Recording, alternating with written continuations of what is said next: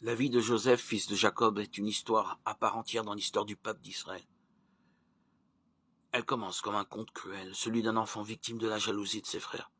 Se poursuit à la manière d'un mythe, puisque vendu comme esclave aux Égyptiens, Joseph devient un des personnages les plus influents d'Égypte aux côtés de Pharaon, et s'achève en symbole, celui d'un pont entre la chronique d'Abraham, d'Isaac et de Jacob, et de la descente des Israélites en Égypte.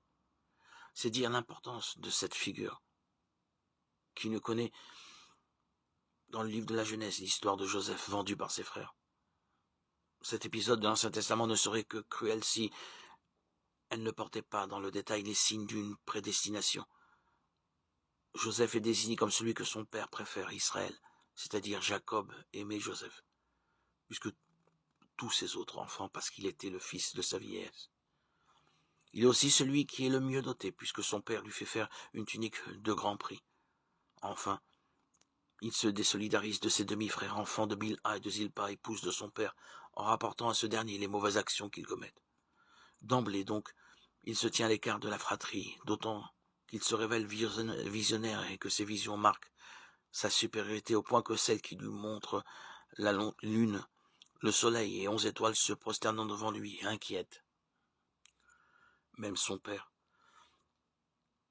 En réalité, ce qui échappe à la compréhension de l'intelligence humaine, c'est clair, lorsque l'on fait une lecture de la prédestination divine de Joseph. Mais pour l'instant victime de la jalousie de ses frères qui, après avoir renoncé à le tuer, à l'initiative de l'un d'entre eux, Rouben, le jette dans une citerne avant de le vendre pour quelques pièces à une caravane d'Ismaélites, et devient ainsi une des grandes figures de souffrance de l'Ancien Testament.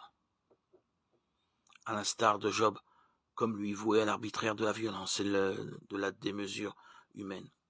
Cependant, la suite du récit va nous faire pénétrer dans le secret d'une vie habitée par la sagesse de Dieu.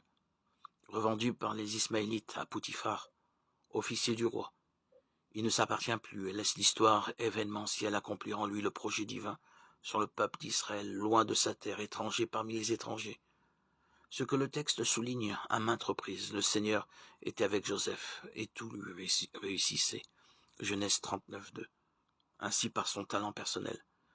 Il devient l'homme de confiance de Poutifar, présentant un modèle d'intégration et d'ascension sociale exceptionnel. Mais Joseph est aussi l'homme des épreuves, ou plutôt son talent de visionnaire semble sans cesse sollicité lorsqu'il est durement éprouvé. Ainsi dénoncé à tort et par vengeance par la femme de Poutifar, dont il avait repoussé les avances, Joseph est emprisonné. Là encore, au plus profond de la désolation, se révèle la présence de Dieu à ses côtés, comme pour signifier la mise en réserve de ce destin. Aussi, la suite du récit est-elle construite sur un enchaînement de faits centrés sur le don d'interprétation des songes que possède Joseph, et qui va le conduire jusqu'à Pharaon en quête d'un bon interprète de ses propres rêves. Et là, au sommet de son ascension sociale, et malgré les tragédies vécues, Joseph va renouer le lien avec son origine, la terre de Canaan et sa fratrie. Ayant mis l'Égypte à l'abri de la famine grâce à son interprétation des songes de Pharaon et à l'accumulation de réserves en blé, s'étant marié et ayant fondé une famille, Genèse 41, 50, 57. Il ne manquait plus à Joseph que de refaire corps avec les siens, ce que les chapitres bibliques vont déployer avec vigueur dans un cycle consacré à la rencontre avec ses frères, venus acheter aux Égyptiens du blé pour lutter contre la famine qui sévit en terre de Canaan. Ici, c'est l'art de la stratégie et la finesse psychologique de Joseph qui sont soulignés, ainsi que son pardon, au moment où il se fait reconnaître de ses frères, leur signifiant du même coup à travers leur acte répréhensible sa destinée exceptionnelle, dans les mains de Dieu. Ne soyez pas tourmentés de m'avoir vendu, car c'est pour vous conserver la vie que Dieu m'a envoyé ici avant vous. Genèse 45, 5. Avec ce chapitre et les suivants, tout fait sens. Joseph donnera des terres à ses frères, vivra jusqu'à sa mort en Égypte, et assurera ainsi le succès de la diaspora de son peuple, selon la volonté de Dieu.